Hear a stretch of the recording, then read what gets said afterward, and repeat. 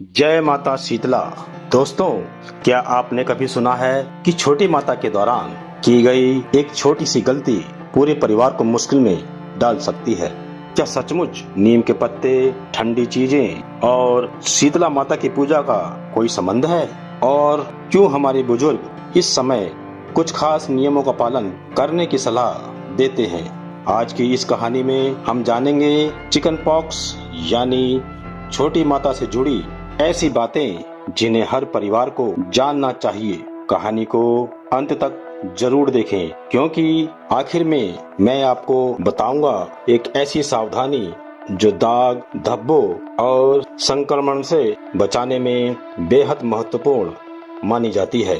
दोस्तों, हमारे देश में चिकन पॉक्स को कई जगह छोटी माता, बड़ी माता या माता निकलना भी कहा जाता है। जब घर में किसी बच्चे या बड़े को यह बीमारी होती है तो पूरा परिवार चिंतित हो जाता है। कल्पना कीजिए, एक सुबह आप उठते हैं और शरीर में अजीब सी कमजोरी महसूस होती है।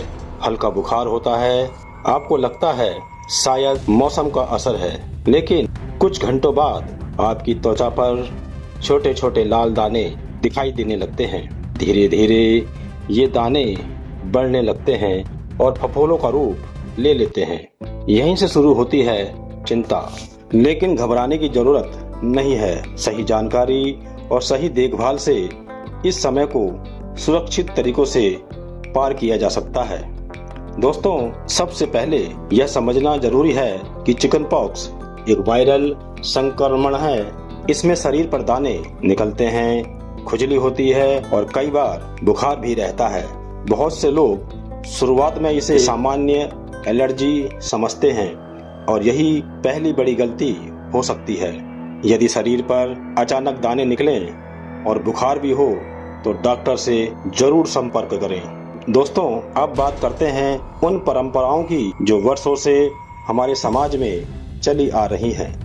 गाँव और कस्बों में जब किसी के घर में छोटी माता निकलती हैं तो लोग परिवार का मनोबल बढ़ाने उस गांव में पहुंच जाते हैं। रिश्तेदार हालचाल पूछते हैं, पड़ोसी मदद के लिए आगे आते हैं। लोग भजन कीर्तन करते हैं और रोगी की जल्दी स्वस्थ होने की प्रार्थना भगवान से करते हैं। यह परंपरा केवल धार्मिक नहीं बल्कि भावनात्मक सहयोग का भी प्रतीक है।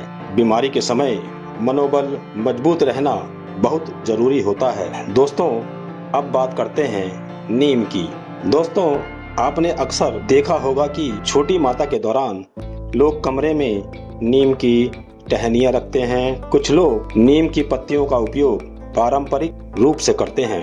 नीम भारतीय संस्कृति में लंबे समय से स्वच्छता, शुद्धता का प्रतीक माना जाता रहा है। हालांकि यह याद रखना जरूरी है कि घरेलू उपाय डॉक्टर की सलाह का विकल्प नहीं है।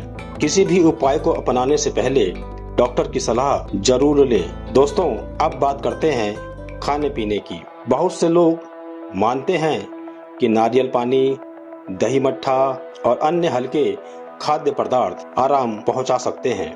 ऐसे समय में शरीर को पर्याप्त पानी की आवश्यकता होती है। पानी की कमी कमजोरी को बढ़ा सकती है, इसलिए तरल पदार्थों का सेवन महत्वपूर्ण माना जाता है। लेकिन यदि डॉक्टर किसी विशेष खान पान की सलाह दे तो उसी का पालन करें।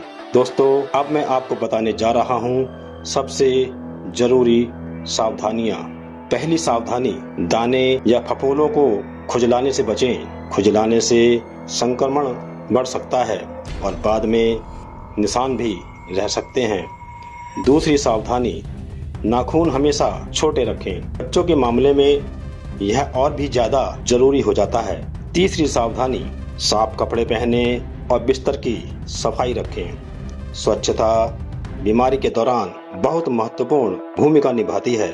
चौथी सावधानी, डॉक्टर द्वारा दी गई दवाइयों को समय पर जरूर लें। बहुत से लोग घरेलू उपायों पर ही निर्भर हो जाते हैं। यह गलती कभी नहीं करनी चाहिए।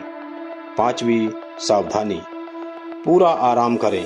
शरीर को संक्रमण से लड़ने के लिए ऊर्जा की आवश्यकता होती है। अब बात करते हैं शीतला माता की।